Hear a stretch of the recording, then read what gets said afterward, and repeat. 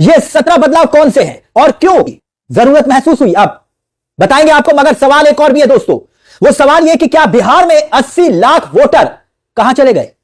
हैरान करने वाला सवाल है ये। यकीनन सवाल उस एसआईआर की प्रक्रिया पर उठ रहे हैं जिसको लेकर देश की होनहार मीडिया में कोई चर्चा नहीं हो रही।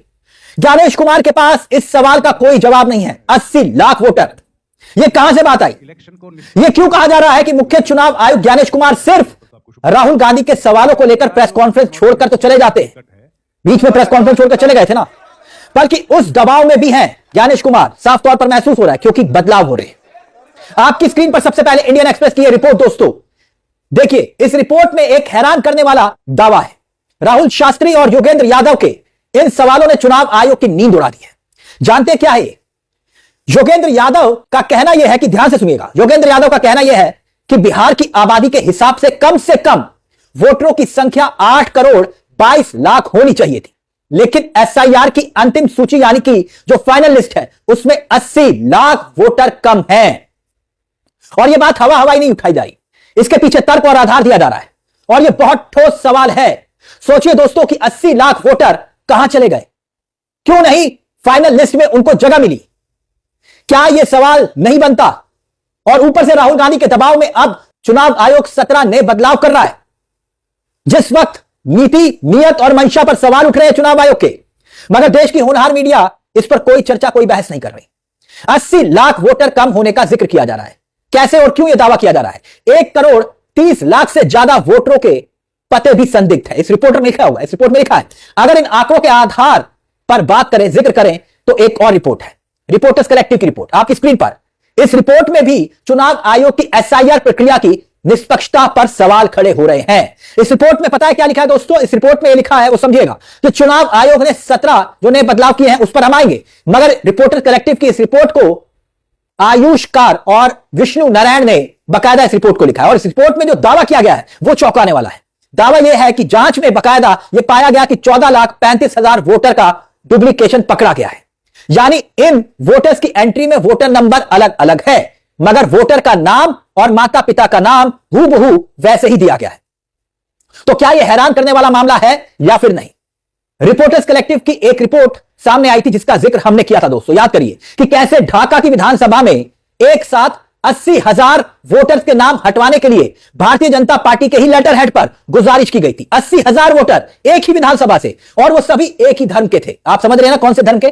कि भाई इनके वोटर हटा दीजिए, इनके वोट हटा दीजिए। अब रिपोर्टर्स कलेक्टिव की यह रिपोर्ट जिसमें नया दावा है, बिहार के पीपरा में एक ही पते पर 509 वोटरों को पकड़ा गया है। 509 वोटर एक ही पते पर दोस्तों, लेकिन जब फाइनल लिस्ट आई तो उसी पते पर 505 मतदाता अभी भी दर्ज हैं। है ना हैरान करने वाला हो क्या? तो क्या यह सवाल नहीं खड़े होंगे कि अगर आयोग और उसके कर्मचारी ने जो दावा किया जा रहा है कि असल में हम घर घर जाकर मतदाताओं का वेरिफिकेशन कर रहे थे, और अगर वाकई में आप घर घर तक पहुंचे तो फिर यह गलतियां कैसे हुई? और वोटिंग लिस्ट की आखिरी सूची में, लिस्ट में 1 करोड़ 32 लाख वोटरों के पते संदिग्ध कैसे हैं? और अगर ऐसा नहीं है तो क्या चुनाव आयोग को यह बताना नहीं चाहिए कि यह कोई काल्पनिक पते नहीं है, ABCDEFGH? यह बात क्यों? क्योंकि रिपोर्ट में तो यही दावा है ना कि 1 करोड़ 32 लाख वोटरों के पते संदिग्ध है। एक मकान ऐसा है जहां पर 1000 वोटर दर्ज है दोस्तों, 1000 वोटर, और वही योगेंद्र यादव यही दावा कर रहे हैं कि एसआईआर के बाद भी जितने वोटर होने चाहिए थे उससे 80 लाख वोटर अभी भी कम है।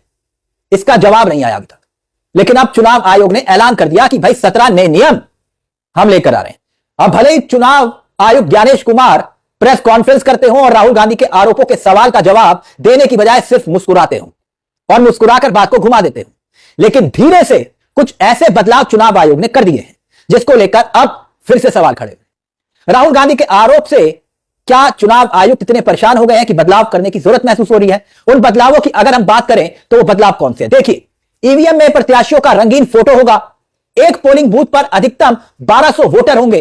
बूथ पर 100% वेबकास्टिंग यानी कि इंटरनेट से लाइव प्रसारण होगा, इसे ध्यान में रखिएगा। बैलेट पेपर पर बड़े अक्षरों में सीरियल नंबर होगा। वोटर स्लिप में बड़े अक्षरों में बूथ संख्या होगी। बूथ के बाहर मोबाइल जमा करने की सुविधा होगी। बूथ के 100 मीटर बाहर उम्मीदवारों को टेबल लगाने की मंजूरी होगी।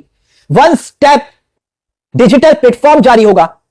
इसमें 40+ एप्स, वेबसाइट, एक जगह पोस्टल बैलेट की गिनती होगी। ईवीएम के आखिरी 2 राउंड से पहले यह गिनती होगी और हर 2 घंटे में real time voter turnout net पर अपलोड होगा। पहली बार दिल्ली में 700 बूथ लेवल एजेंट्स की ट्रेनिंग होगी और बूथ लेवल ऑफिसर्स यानी कि बीएलओ के लिए फोटो पहचान पत्र भी जारी होगा। आप गौर से सुनिएगा, 5% ईवीएम के ब्रेन मेमोरी यानी कि माइक्रो कंट्रोलर की जांच की जाएगी। फॉर्म 17C और ईवीएम का डाटा ना मिलने पर वीवीपैट गिनती अनिवार्य होगी। हर 2 घंटे में रियल टाइम वोटर टर्नआउट होगा। यह बात नेट पर अपडेट होगी। यानी कि लगभग ऐसे 17 बदलाव हैं जो चुनाव आयोग ने किए। अब आप गौर करिएगा, याद कीजिए दोस्तों, कितनी हैरानी की बात है वो ये कि जब चुनाव आयोग से डाटा देने के लिए राहुल गांधी ने कहा था, बाकायदा प्रेस कॉन्फ्रेंस की, खुलासे किए। राहुल गांधी ने बार बार यह कहा कि भाई आप हमें डिजिटल डाटा दे दीजिए। यही बात कही थी कि आप हमें वीडियोस, फोटोज उपलब्ध करवा दीजिए जिन जगहों पर वोटिंग हुई है। तो इन्हीं ज्ञानेश कुमार ने डाटा ना देने की बात कहते हुए एक दलील दी थी।